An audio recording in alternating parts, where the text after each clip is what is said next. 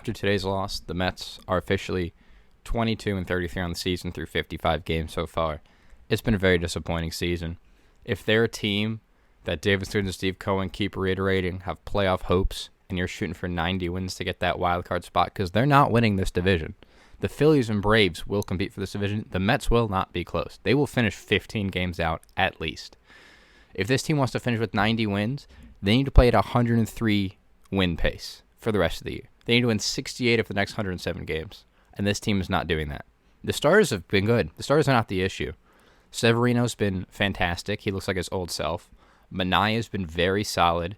Quintana had that really rough start in Tampa Bay, but since he's been pretty good.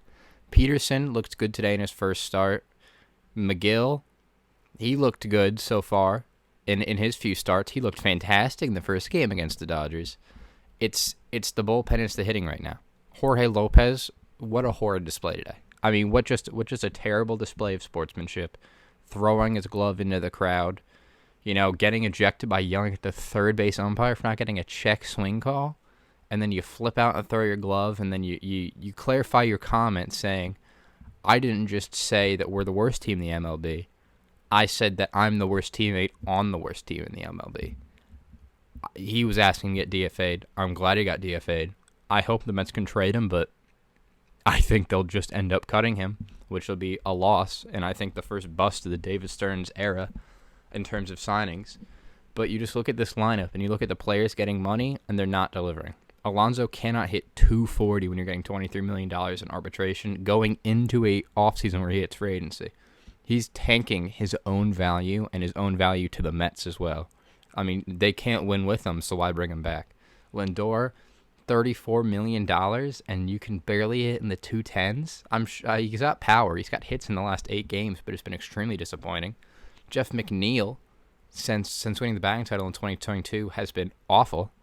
I mean, he's a guy that's never had power in his bat, and he's hitting under 230 this year. It's been embarrassing. Nimmo, pretty consistent on base percentage-wise, but he's hitting 217, I think, on the year. So that's, you need better from him. He's hitting in your 3 spot at 217. I mean, the best Mets average guy this year is Harrison Bader, and I think he's in the 270s. It's brutal. They don't have guys that can simply get hits, and their guys that hit for power just don't hit enough for power. So they can't bring guys home with home runs. They can't get guys on base with hits. It's bad. The bullpen's terrible. Diaz, shoulder impingement. Doubt that's what he has. It's a mental issue. He's got to figure that out. Adam Ottavino, after starting the year fantastically, has been horrid his last 5 outings. Almost the last 10 outings, actually. Jorge Lopez started the year great as well. Just got himself thrown off the team. And then this team has no other good bullpen arms. Rayleigh's out for the year. Diekman's been very mediocre. Then you got to flip between Josh Walker, Grant Hartwig. Adrian Hauser now has a spot in this bullpen. And I mean, I think it's just there's a lot of changes that need to happen now with the Mets roster, and you're not going to buy for players. You cannot buy for players this bad of a team. You have to realize you're not going anywhere and you need to sell. I think if McNeil has any market, you have to take it. $12.5 million for the next 2 years is not acceptable for him. Marte has not been great since 2022. He's all right this year. If there's a market for him, take it. If there's a market for Severino, there is going to be one for Severino. You have to take it. JD Martinez too. It's time to embrace the sell now. If your guys have value, sell them now that you can. Don't let Severino hurt his elbow or his shoulder in a month or two and not be able to be traded. You need to sell now. I need to embrace the young guys coming up. Christian Scott should be on the roster the rest of the season. Mark Vientos should be on the roster the rest of the season. Jose Budo should have never been taken off this roster. He should be called up tomorrow. I'd honestly like to see Joey Lucchesi get some time pitching as well. But I think tomorrow you need to send down Tyrone Taylor. Since his hot start to the season, he's been abysmal. A sub 300 on base percentage is not going to cut it. Bring up Luis Angel Acuna. He might not be there with the contact numbers yet, but he's incredibly fast. He'll be the best base stealer on the Mets, and arguably the best fielder. Lindor has been very mediocre in the field this year, and Acuna can play short, second, and center field, I believe, all at a Gold Glove caliber, and I think the Mets truly need that in their lineup, and they need energy in their lineup. Drew Gilbert, too. If Gilbert is hot, call him up.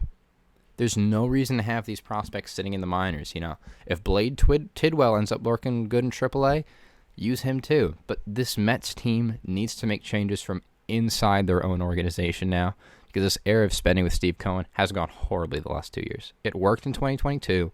Last year, all their players busted with injuries and age. And this year, you're just still paying those repercussions, and the team still managed to get worse. It's very rough. The Mets have the defending National League champs, the Diamondbacks, coming in for the next 4. Even though the Diamondbacks are below 500, I doubt the Mets take 2 games in this series, unless the team meeting they had today really turned it around. I just think they're dead in the water. There's rarely a team this far into the season that's 11 games under 500 at 22-33 that makes it to the playoffs. It's very rare. Usually teams do it with high 80s wins, and I don't think the Mets are going to get there. So I think I was holding out hope the last week or so they'd finally figure it out and turn it around, but they got to sell. They have to embrace the sell, and they have to get a good return here.